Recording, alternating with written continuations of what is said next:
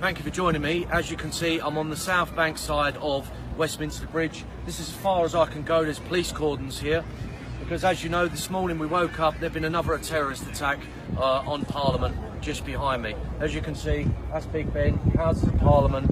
You remember last year, an Islamic terrorist mowed down pedestrians all along this side and then crashed his vehicle just on the other side of the bridge.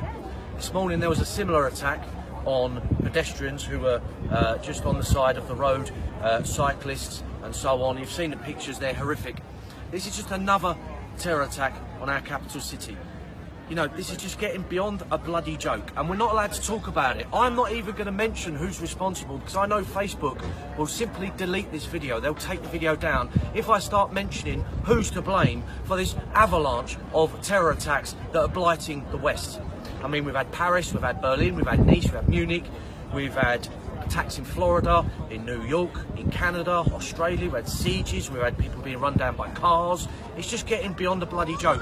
What I want to point out today though is, as you probably know, I was sent to prison back in March, yeah, for harassing a gang of migrant, paedophile gang rapists. Now, at the trial, we found out that the investigation was being led by an officer from SO15 Counter-Terrorism Command. And he was asked in court, what the hell are you leading an investigation into an act of harassment outside of a pizza shop in Ramsgate? And he said, Britain first is a threat to national security.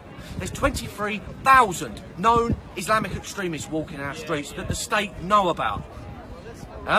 There's hundreds and hundreds of ISIS fighters returning to this country, being given free council houses. And who do you think is being sent to prison? I'm being sent to prison. Jada Franson's being sent to prison. Tommy Robinson's been sent to prison.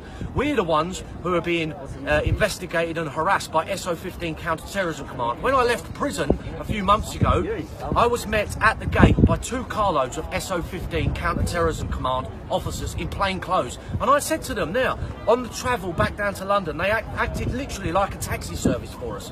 I said to them, why on earth are you babysitting me back to London when you should be out there catching terrorists? They said, we're foiling at least 1 terror plot a week at the moment. And I said to them, if even a quarter of those terror plots got through, then we would have a civil war situation in this country. And they absolutely agreed. And I said to them, why on earth are you babysitting me? Why on earth are you acting as a taxi service for me, a politician, back down to London when you could be out there, 2 carloads of them, catching terrorists? It's an absolute bloody disgrace.